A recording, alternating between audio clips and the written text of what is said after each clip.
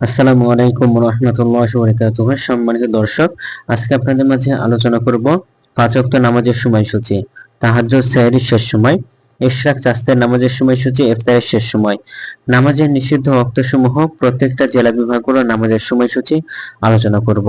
তো আজকে মঙ্গলবার 19 আগস্ট 2025 ইংরেজি, 4 ভাদ্র 1432 বাংলা, 24 ছফর 1447 হিজরি।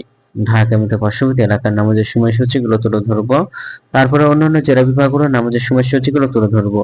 তা আপনারা যে যেখান থেকে ভিডিও দেখছেন, আপনাদের নিজের জেলাগুলো কমেন্ট করে জানান।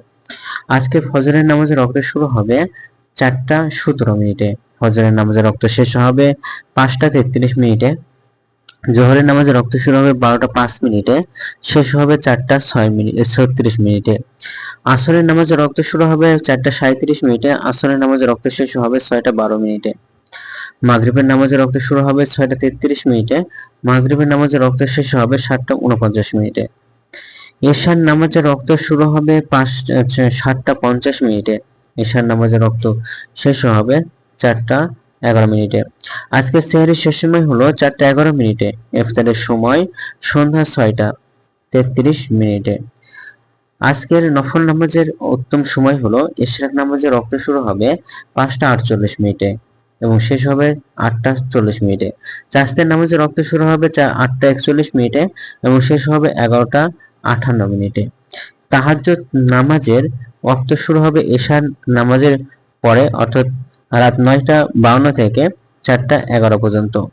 নামাজের নিষিদ্ধ ওয়াক্তসমূহ হলো 3টার সময়, সকালে 5টা 34 থেকে 5টা 47 পর্যন্ত, দুপুরে 11টা 59 থেকে 12টা 4 পর্যন্ত এবং সন্ধ্যায় 6টা 13 থেকে 6টা 29 পর্যন্ত। এই সময়ের মধ্যে আপনারা কোন প্রকার নামাজ আদায় করতে পারবেন না।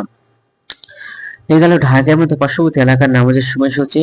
এখন আলোচনা করব বিভাগীয় শহরের জন্য উল্লেখিত সময়ের সঙ্গে যেসব বিভাগের সময় যোগ বিয়োগ করবেন, তাহলে বিয়োগ করবেন। চট্টগ্রামে 5 মিনিট, সিলেটে 6 মিনিট কম করবেন। ঢাকা এবং পার্শ্ববর্তী এলাকায় যে নামাজের সময়সূচিটা রয়েছে, সেখান থেকে চট্টগ্রামে 5 মিনিট এবং সিলেটে 6 মিনিট কম করে গণনা করবেন, তাহলেই হবে। যোগ করবেন খুলনাতে 3 মিনিট, রাজশাহীতে 7 minute, Rangpur 8 minute, Barisal 1 minute বেশি করবেন। ঢাকার মতো পার্শ্ববর্তী এলাকায় যে নামাজের সময়সূচিটা আলোচনা করলাম, সেখান থেকে খুলনাতে 3 মিনিট, রাজশাহীতে 7 মিনিট, রংপুর 8 মিনিট, বরিশালে 1 মিনিট বেশি করে গণনা করবেন, তাহলেই হবে। যোগ করবেন। তো আমাদের ভিডিওটি পর্যন্তই ছিল, আর এই সূত্র নিয়েছি ইসলামিক ফাউন্ডেশন থেকে। ভিডিওটি ভালো লাগলে অবশ্যই চ্যানেলটি সাবস্ক্রাইব করে পাশে থাকবেন। ধন্যবাদ সকলকে। আসসালামু আলাইকুম ওয়া রাহমাতুল্লাহ।